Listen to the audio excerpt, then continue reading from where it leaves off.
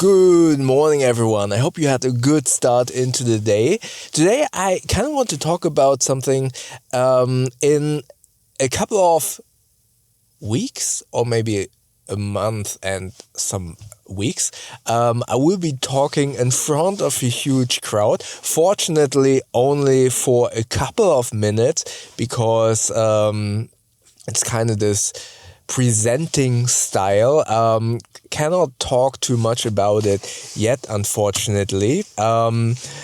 It's kind of like I don't want to say it's the Oscar. It's kind of like the Oscars, but it's not the Oscars, obviously. But there are a lot of people, and I'm going on stage in front of all of these people, and then I'm presenting someone else, giving someone else a prize. So that's what I'm going to do, and I feel very honored that I in a position to do that.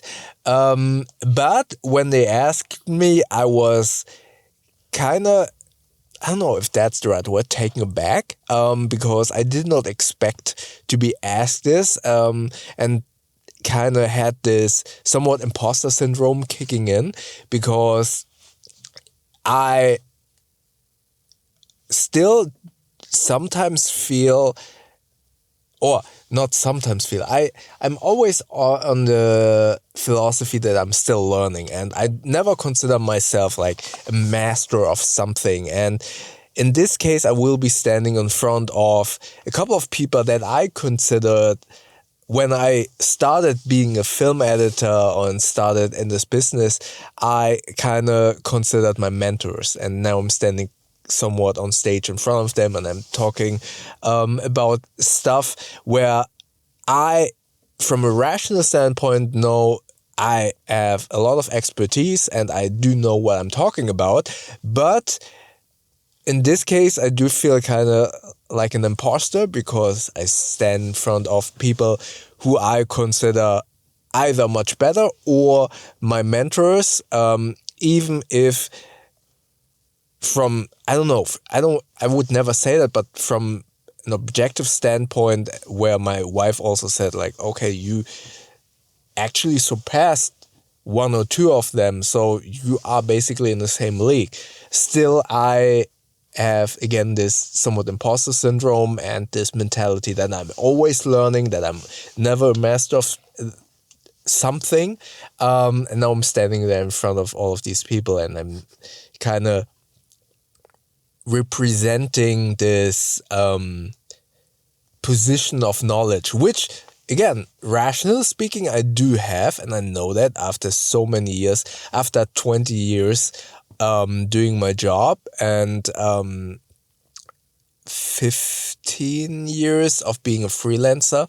I'm sorry, I'm keeping this somewhat vague, because I obviously as I said, I don't know if I'm actually allowed to talk about this too much. But again, this is about me standing in front of so many people. And I think it's very common, especially in the creative scene, even if it would be about being a YouTuber or whatever. There's always somewhat this imposter syndrome kicking in, where, as far as I kind of look at it, imposter syndrome for me is where you kind of feel you are not what you call yourself. I would say, kind of say it, or you aren't yet there. And I don't know. It's so weird. Although I've been in this film industry for so long, I've been a film editor for so long, I always still kind of consider myself a junior, or I look at, not consider, but I look at myself sometimes, not always, especially when it comes down to people kind of bargaining with my daily rate with a budget or stuff like that, or when someone kind of inquires me for a job, and I'm like, oh wow, that's so cool. I always still get giddy when I get a job, and yeah, it's weird. And I'm sorry that I'm kind of stumbling upon my words because I feel like it is such a difficult topic to talk about. Even though so many people go through it, it is so difficult to grasp because your brain and your emotions and your gut feelings kind of battle each other out. Again, from a rational standpoint, from my CV, from the years of working in this industry and from the years of working my job, I consider myself, or I know on paper and from the feedback of my clients, I just know I'm good at my job, right? But in the presence of other people, especially in the same field, I sometimes feel like, oh, okay, I'm not there yet. And then I'm supposed to stand in front of hundreds of people and represent this position of mastery or whatever. I really don't know how to describe it, but yeah, I'm there to represent my job, and it feels kind of weird. After thinking a couple of days now about it, I do feel a little bit better, and I feel like speaking in front of the camera right now and doing these vlogs helped me so much to kind of prepare me for that. Again, I always say in these vlogs, I'm doing this mainly to get better at vlogging and talking in front of the camera. And I do feel this has helped me immensely to improve my skill set in talking in front of people.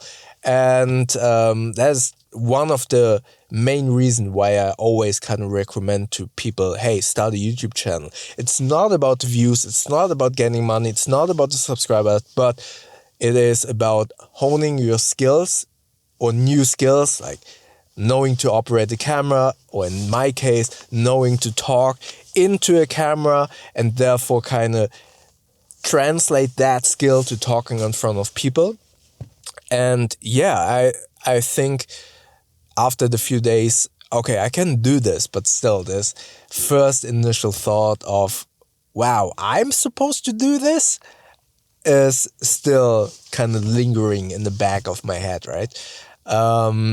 So yeah, that's something I just wanted to quickly talk about. I have nothing to kind of finish this video with a good advice, but if I had to kind of say what helped me, it is definitely this YouTube channel. It is so helpful to do this on a daily, regular basis, to talk in front of the camera. And I just want to give this out to anyone who's watching this to kind of consider making a YouTube channel. As I've been repeatedly saying in the past and in this video as well, making a YouTube channel is more importantly for you, for your skills. You learn, as I just said, new skills like camera.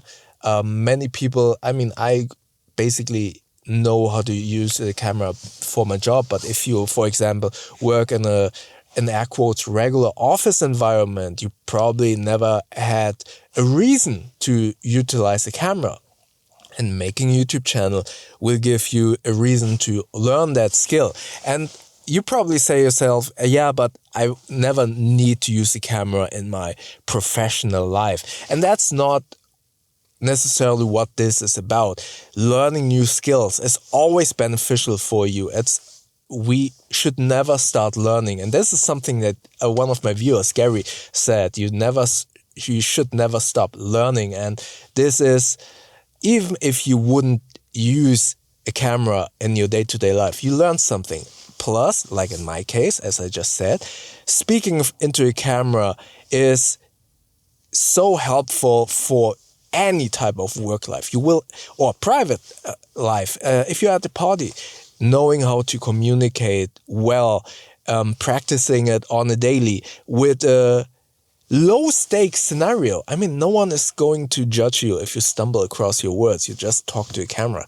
And as I always say, you are allowed to make mistakes. And practicing this, in my case again, I think being in front of the camera so many times has helped me so much with client meetings, but now in this case, hopefully will help me for this stage presence. And yeah, that is why I highly recommend to start a YouTube channel, not with the goal to gain subscribers or earn money, but with the go to learn something else and really start very simple, like in these videos, no edits, one take vlogs. Keep it simple and just start and then build up on that slowly. All right, this was my short little vlog. I hope this was maybe somewhat helpful to you. Maybe check out my video from yesterday up here. YouTube thinks that you like the video down here. And don't forget to subscribe by clicking the button up here. That way we see each other tomorrow. Thank you very much.